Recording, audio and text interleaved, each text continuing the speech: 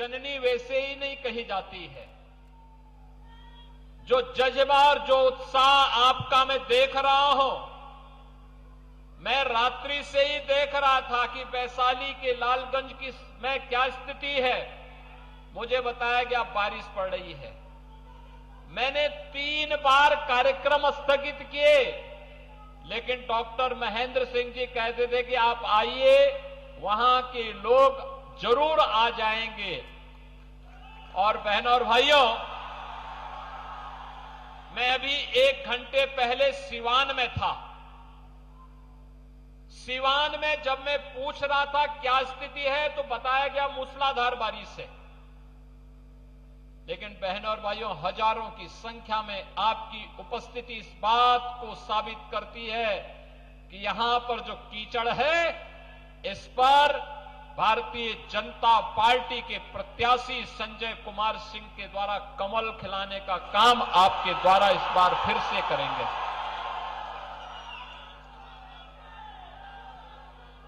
बहनों और भाइयों, बिहार अपनी गौरवशाली अतीत के लिए जाना जाता है। बिहार जिसने भारत के स्वर्ण युग का उदय करवाया था, यही बिहार की धरती है।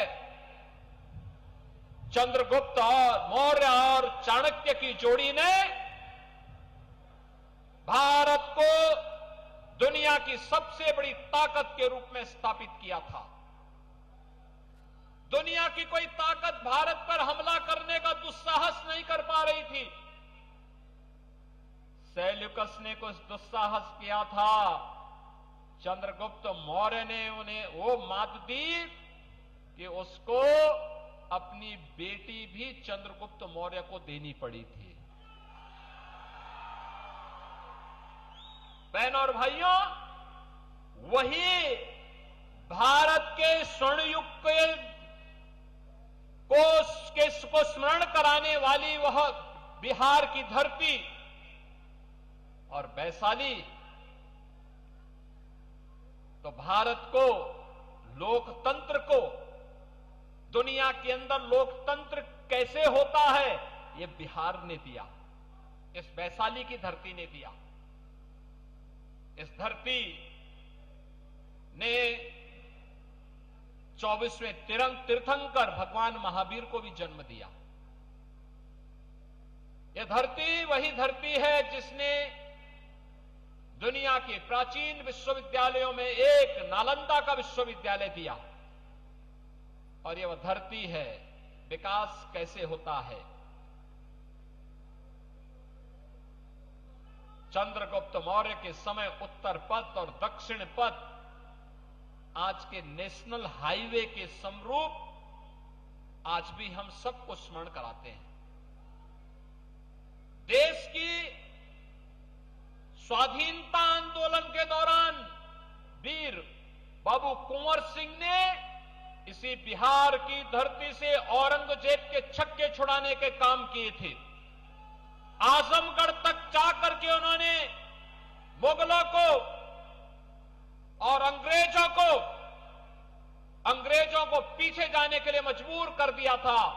तो शेरशाह सूरी ने इसी धरती पर, इसी बिहार की धरती पर औरंगजेब के छक्के छुड़ाए थे।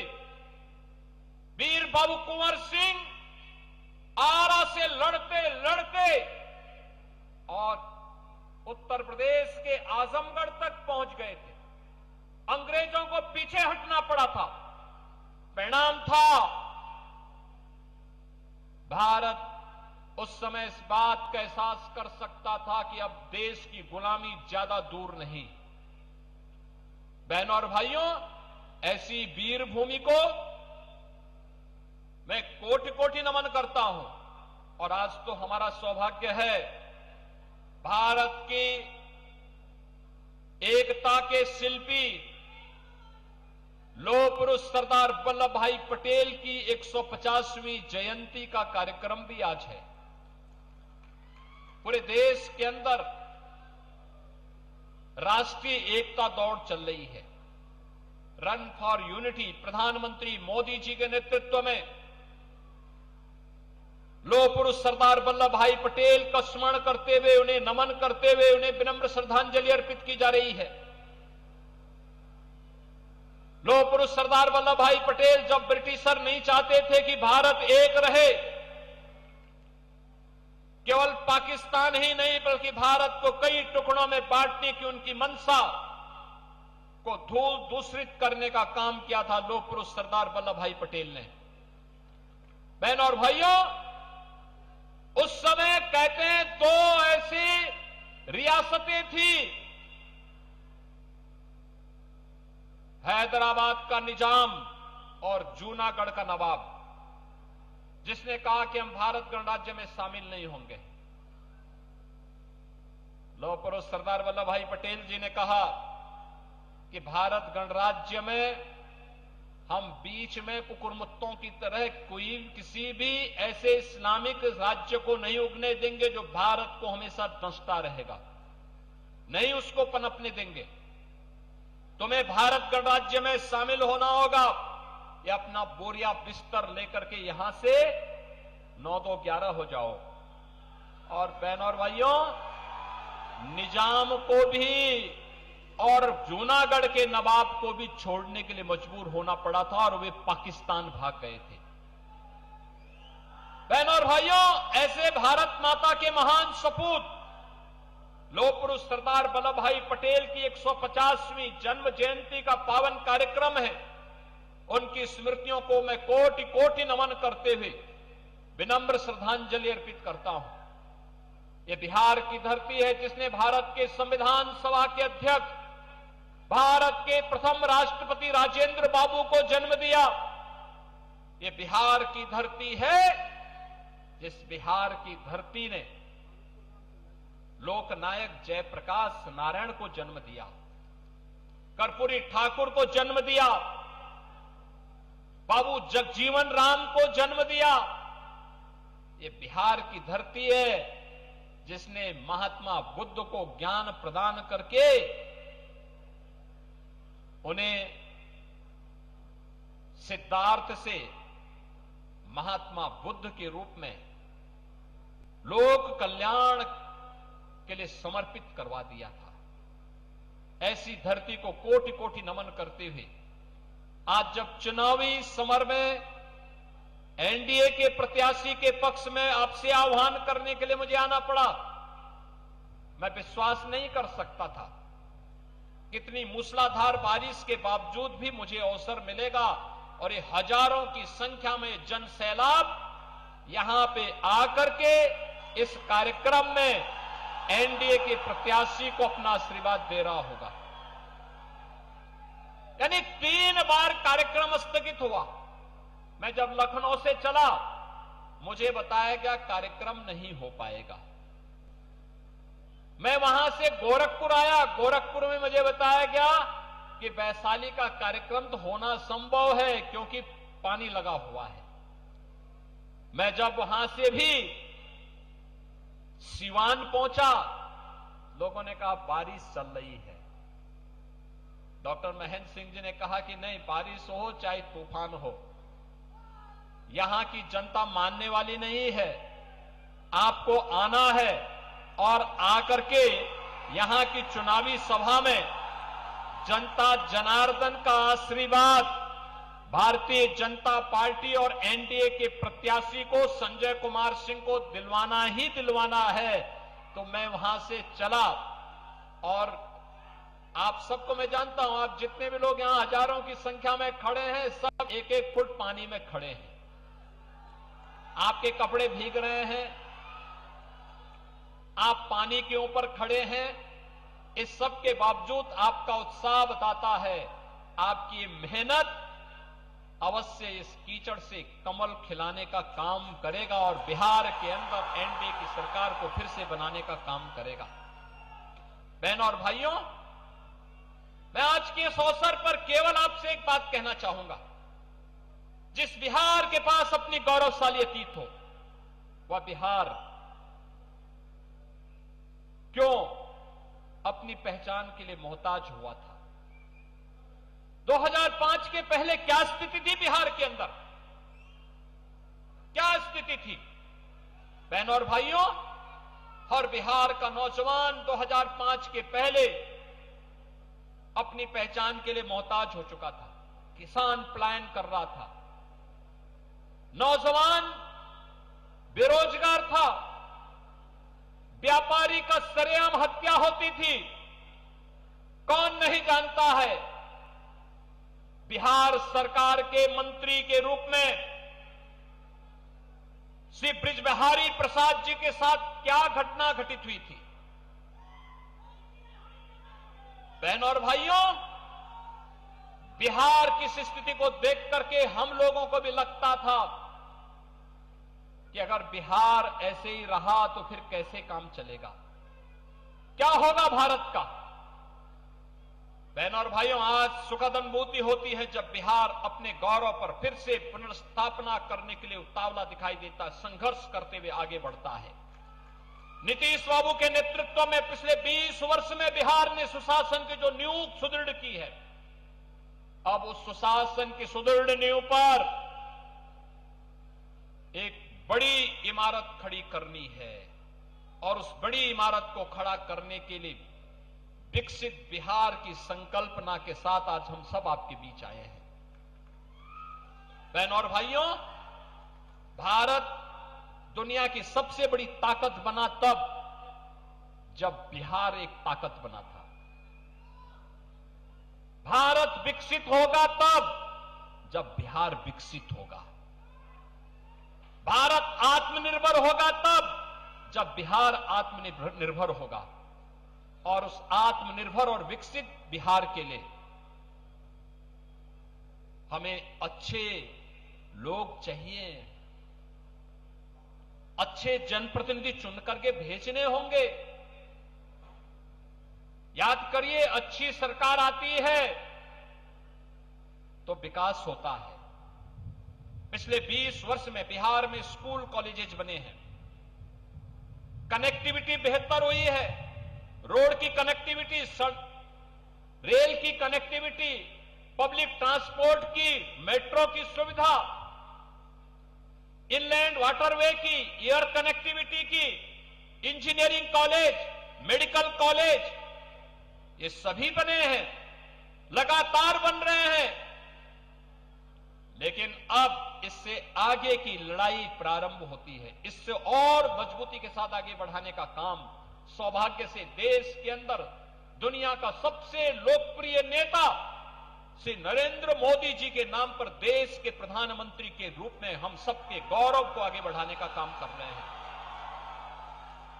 आपने देखा होगा मोदी जी के नेतृत्व में नया भारत, ये नया भारत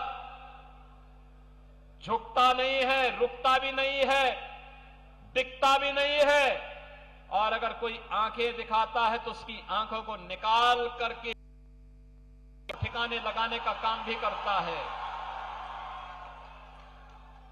ये नया भारत विकास कराता है, विकास सबका, सुरक्षा सबको, लेकिन तुष्टीकरण किसी का नहीं करता। ये नया भारत आतंकवाद और नक्सलवाद को उसकी माद में घुस करके मारना जानता है और भारत के नागरिकों को सुरक्षा प्रदान करना जानता है। ये नया भारत जनता को जनार्दन के रूप में पूछता है। भारत दुनिया का अकेला देश है जो 80 करोड़ लोगों को फ्री में राशन की सुविधा का लाभ दे रहा है। भारत अकेला देश है जो 50 करोड़ लोगों को स्वास्थ्य की सुविधा फ्री में उपलब्ध करवाने का काम कर रहा है।